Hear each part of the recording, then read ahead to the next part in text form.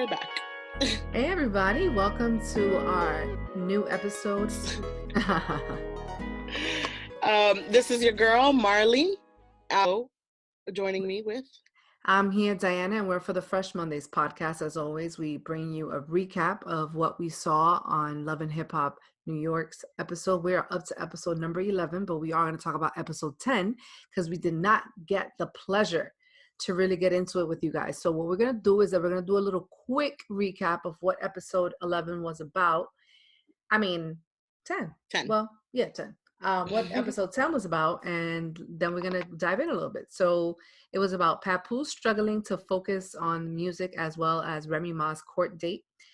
Joe and Sin cause a stir at Erica's baby shower, and Samaya suggests a spiritual tea to help heal the group.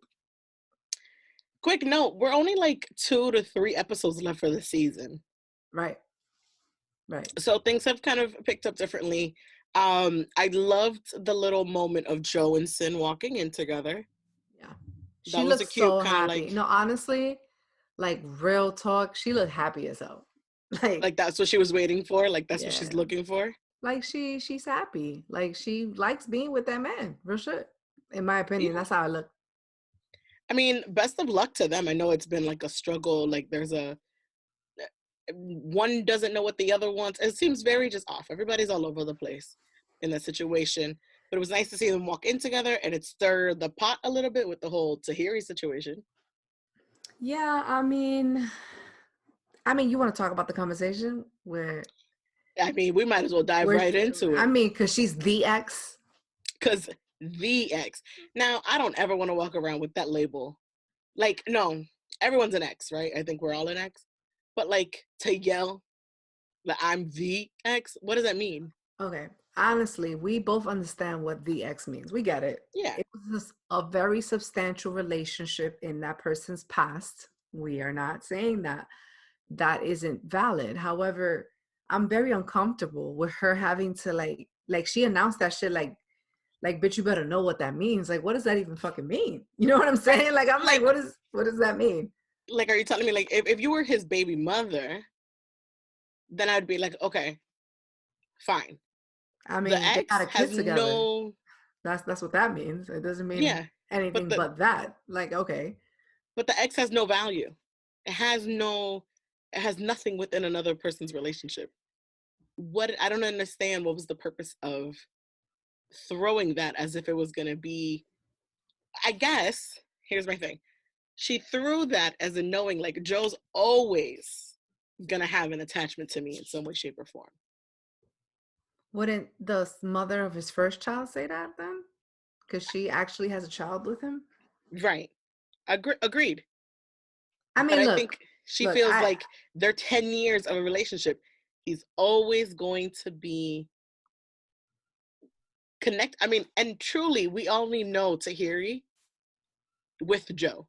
Like, we associate Joe and Tahiri. So I think that's what she was trying to say. The association of her and him is always going to be there.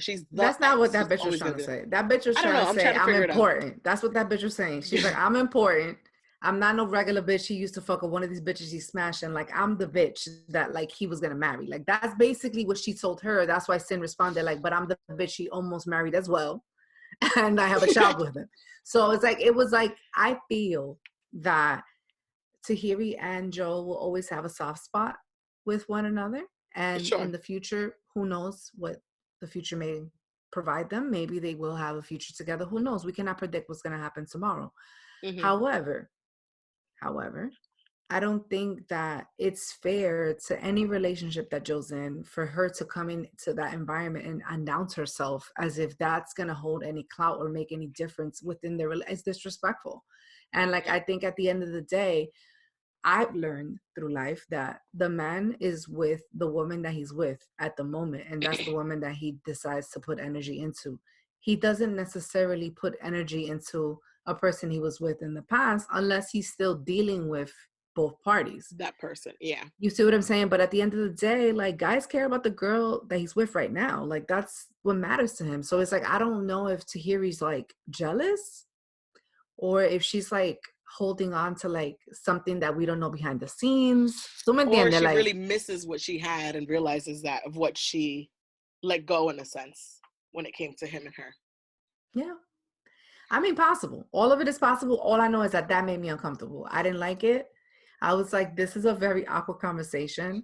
I think the way she was introduced to the episode, as soon as she came on, I'm like, oh God, I rolled my eyes. I'm like, really? Like, I don't know. And then also, I think when Joe walked to her, there was a scene where like he walks over to her when they're at the party.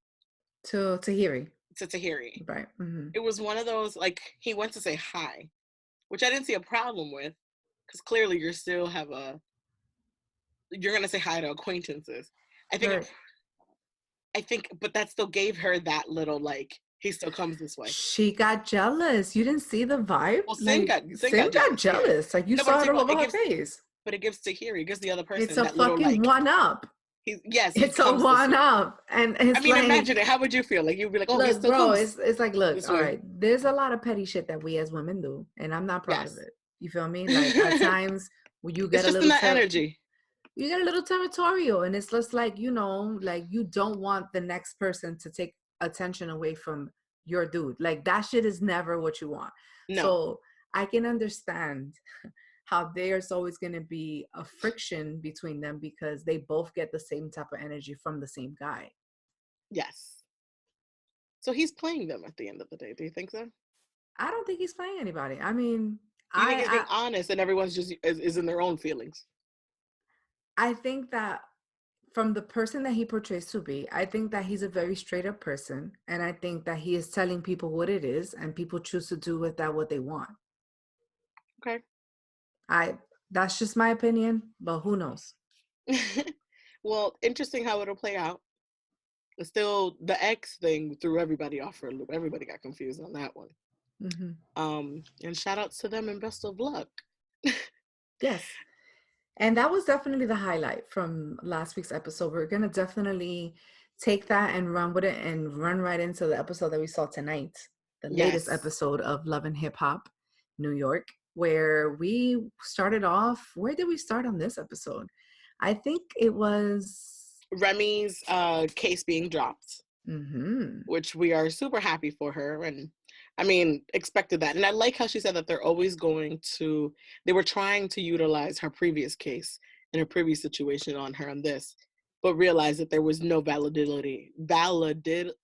What's the word? Validity. Yeah, that's the one. Within that case and this one. And I'm happy for her. Papoose was happy. He was shouting it to wherever he went. You know, like a proud moment of like, we survived this. We made it past this. Right. You know, those kind of things. So, and Remy looking fabulous anyways. All her dress pieces and things like that look out of this world. She looks great and everything. That scene where they were at Every Dre's Store Girl with Joe Buttons and they were recording their show. She looked fantastic. I was like, wow. And I think ankle also bracelet dropped like 10 pounds on her. Right. Like I think she looked happy. And you know, when people look happy, they look more beautiful. So it's relieved. Like she was right. Like she's already beautiful, but then it's like you look even more beautiful because you're happy. Like it's like it was so nice to see her like that. And I really enjoyed seeing her dynamic with Joe Buttons. Like I can tell that it's fun for them to work with one another, that they get along with one another and like they can kind of respect one another. And I think that's pretty cool. I think it's always cool when you can work with somebody that you feel that type of like, I respect what this person has to say. You feel me? And it's like, it's not. Yeah. You can tell that they have that towards each other, which I think is nice. That it's a genuine friendship and it's actually there and they're like actual really well coworkers. They can function in a sense. Exactly. From there, I believe we jumped to Erica and Safari, where he went on top of a billboard. They wore fur coats, took a drive, and went to a billboard where he performed on there. And you know what? You have to admit, Safari's grind is unlike any other. And he pushes and pushes. And he's actually, like, creatively good. Like, he's actually talented, right? And you can tell when the moments are genuine. He's extra as fuck, but it's a genuine extra as fuck. But is he an artist, Marley, is the question. Well, he wrote Nicki Minaj's lyrics. Sorry, Barbs, don't come for me in my head. I didn't ask if he was a So it writer, shows buddy. him he's asked creative. If he's an artist. I didn't say if he was a writer. I'm asking you, do you believe he's an artist? I think so. I think so. If that is your only work, if that's what you do, if that's what you put into, if that's what your focus is, your energy in, you're an artist. I'm never going to take away someone from being an artist. I don't think artist means you make money, you make return. An artist is you actually, this is what your life, this is what you breathe, what you put into, what your energy into. I think he's an artist. Plus he wrote for Nicki. He's an artist. Okay. First of all, the Barbs coming all up under the comments. I'm gonna let you have your own opinion of what the definition of artist, because at the end of the day, it's true. Artistry has become individual. You know what I'm saying? How one perceives and all that. So if that's your version of artistry, then I respect it. And there's actual outcome. There's actual outcome. Okay. All right. We're going to add that in. I like that. I have a different perspective when I use that term, but I respect where you're coming from. I was just curious as to, like, you know, what it is that you thought of his, like, him as a performer. Like, yes, he used to write, yes, and all that. And like, he does music, and he put out an album, and that's what we're talking about. Got it. So it was a lot of antics, and it was, you know, it was in Safari nature. I'm not gonna lie, I kind of like the song, the one with Papoose and Phreser. Yo, let me play that shit real quick, this part.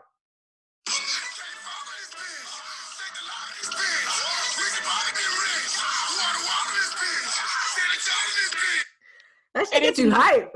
Right. And like when I was on Twitter, the comments were all positive. Everyone was like, oh, okay. Because that's all that's missing in this show is when you actually show us what you do and show us what you have the capability and of. Something that's decent. You know what I'm saying? Because honestly, that's where I feel like Safari to me shines. Like, I think he's really creatively intelligent, and I feel like pairing these three artists in one song was good. I think the way that song was produced was good. I think opening the song with Phreser's powerful message with his voice, his very unique sound was smart. I think the way that, even with all his auto-tuning and all his nonsense that he must do to his voice, no shade, because, you know, a lot of artists put a lot of stuff on top of their vocals. I think he sounds great. And I think, you know, Papoose is like an acquired taste. So you have to introduce him in a certain way. And I think they did a good job at that. So it's like, I think he's talented in a creative sense of putting things together. Sure. He makes it happen. Yeah. It just goes nice. Speaking of Phreser. I just want to make it clear and known. This man put a down payment on a house and owes someone else money. So, as a person who has been in situations when you have seen that person who owes you money walk around with something else when they could have paid you, I feel Jada in the situation because she's going to be looking for her money. This ain't going to end well. Honestly, in my opinion, I don't think it's going to end well. But especially honestly, with that wife of his or girlfriend of his. He ain't thinking about her. Like, he's thinking about himself. I mean, that demonstrates is that his priorities are him and his family. Like, I don't know. I don't even understand their storyline. Like, they used to fuck or something. I don't know. I don't know that part, but I know that he owes her. Yeah, but they kind of made it seem like they had like a thing. Something. Right. His wife, Jen, who's loud, who we like to put on mute sometimes because it just gets way too much. It's a lot. Is upset with him and wants to go to court because he went and made an arrangement with Jada and said, I'll make my payments with you. Let's work it out.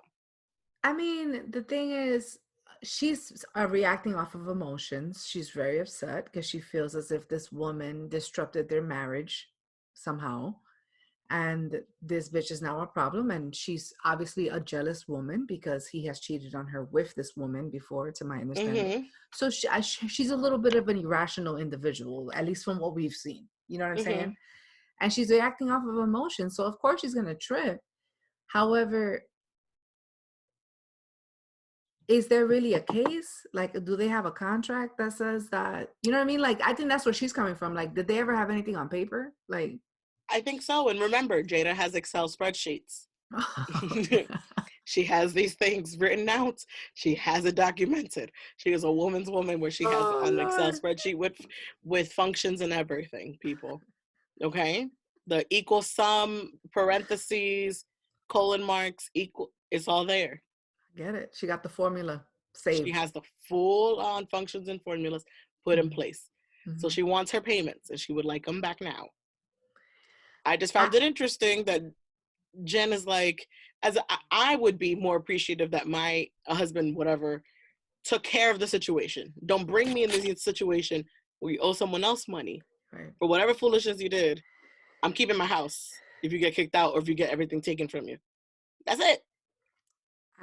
That's a lot. I don't know. There's so much going on. It's like I just can't with that whole storyline. It makes me like uncomfortable. I'm like, this is a lot.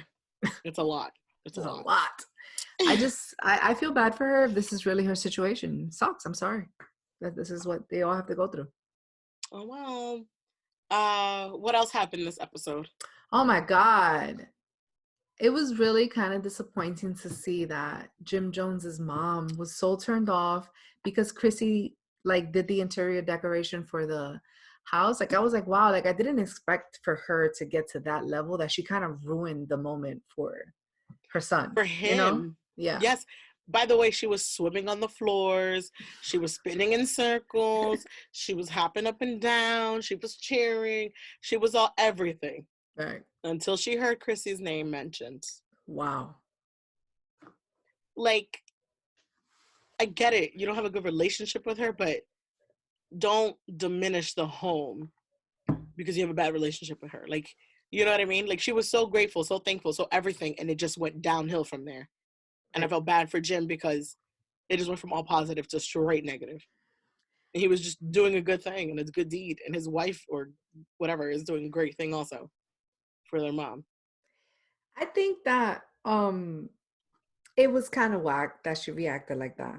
Honestly, like at the end of the day, like you got to kind of control yourself a little bit and maybe approach him about that tomorrow. You know what I mean? But like not right now. From his excitement. Yeah, like he did something really beautiful for you, and like you kind of like went all the way out the way. And at the end of the day, it's like a developer might design your house layout.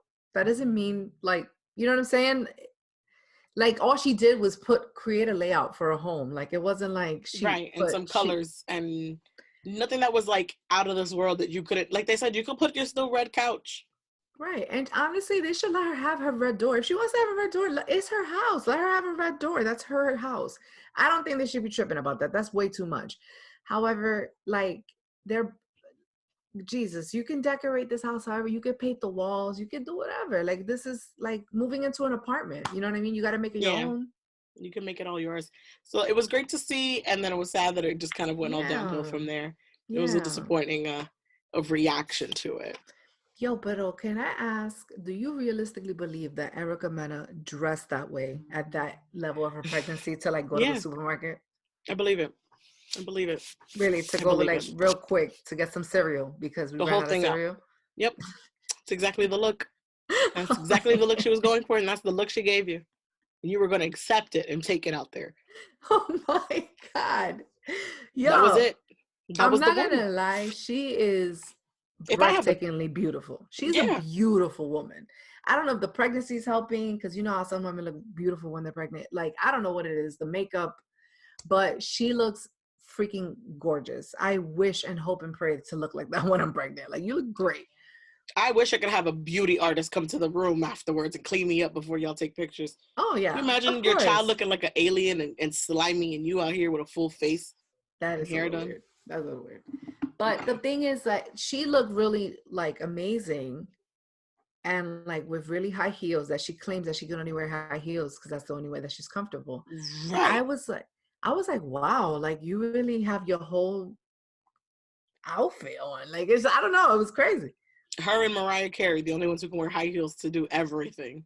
Right. Apparently. You're right. I don't know. But she looks cute though. If she can pull it off. Knowing me, I'm gonna be like, y'all gonna see me in these flip-flops barefoot. I'm gonna be barefoot and pregnant in places. Like, no. Yeah, I'm gonna have to have someone carry me to like take me everywhere. Something. Me floating. I wish. Yeah. I don't think, was there anywhere else in this episode? Anything else? Or are we just going into what next week looks like? I know we definitely didn't get into, Kimbella didn't really have any airtime on this, but however, the last episode, I think I would like to say that from the last time we saw Kimbella, and they went to that tea party and she was wearing pearls and a hat. It was crazy. However, I don't like how much she is lying throughout this whole. I feel like this is. If I were Yandy, I would be super upset because it's like now this bitch is acting like crazy. You know what I mean? Like super victimized. Super just like just really weird. It's very weird. Mm-hmm. It's like she bottled everything up for 10 years, still was in my face, but then 10 years later decided that this was the year she's gonna tell off on me or something. It's so fake. It's so fake.